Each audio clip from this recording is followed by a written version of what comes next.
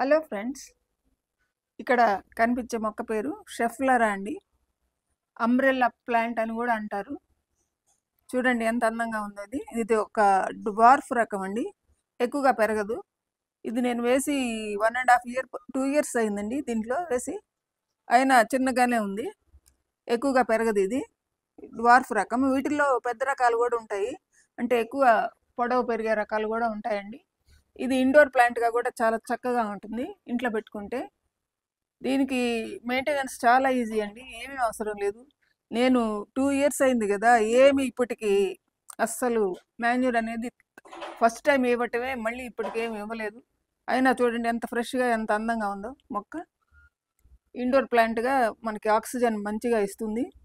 ఇది పెంచుకోవడానికి చాలా అనువుగా ఉంటుందండి ఈ షెఫ్లరా మొక్క. ఎవరైనా పెంచుకోవచ్చు. అదండి ఈ మొక్క సంగతి.